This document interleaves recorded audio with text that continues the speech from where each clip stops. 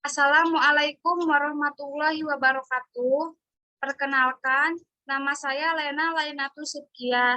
Saya mahasiswa dari Stikes Cirebon, Prodi S1 Keperawatan, tingkat 4 semester 7.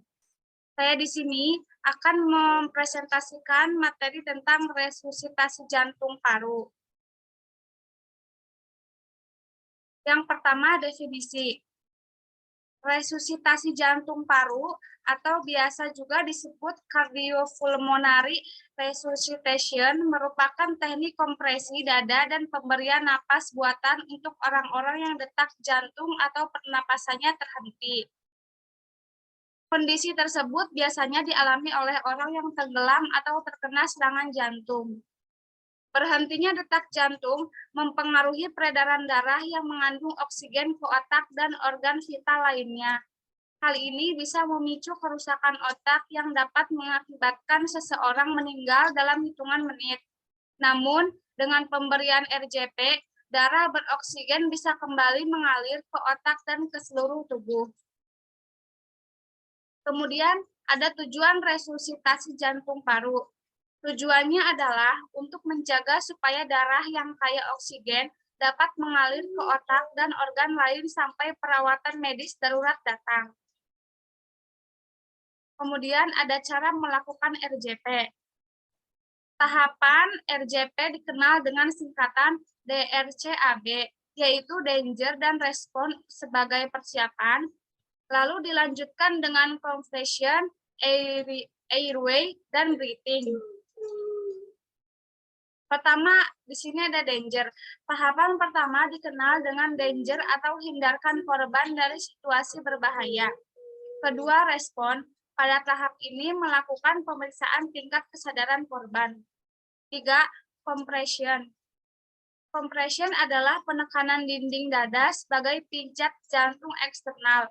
Ketika menemukan keduanya sudah tidak ada, resusitasi jantung paru sebaiknya dilakukan secepat mungkin, karena setelah berhenti hanya ada beberapa menit sebelum organ dan otak mulai mengalami kerusakan.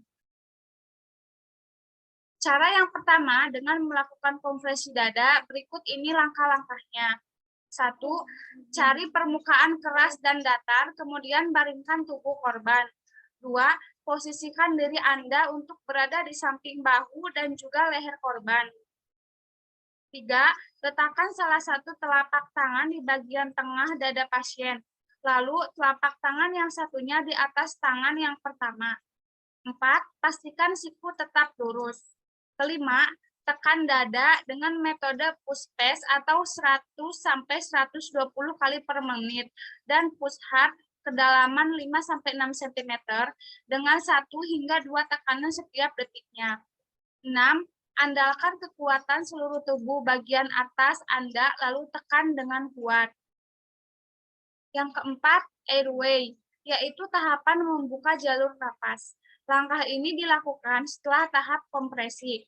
Caranya, Anda harus mendongakkan kepala korban terlebih dahulu.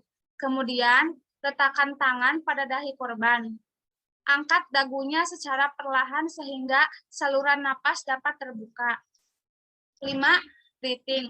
Tahapan berikutnya dalam prosedur RJP adalah breathing, yaitu tahap pemberian bantuan napas untuk memicu kembalinya pernapasan spontan. Langkah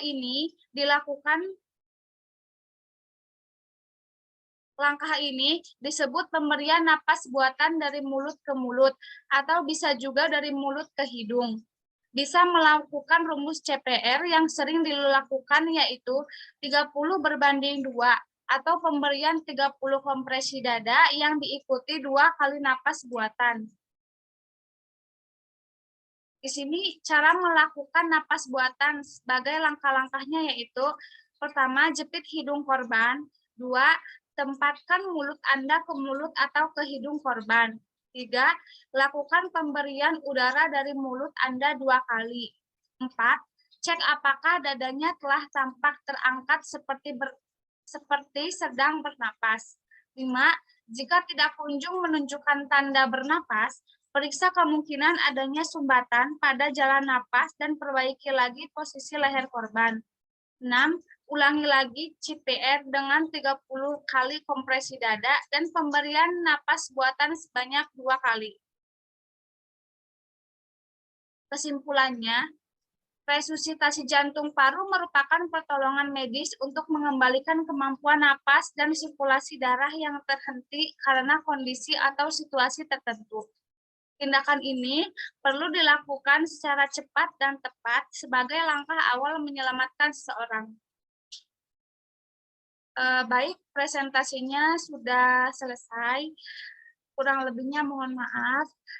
Saya akhiri. Wassalamualaikum warahmatullahi wabarakatuh.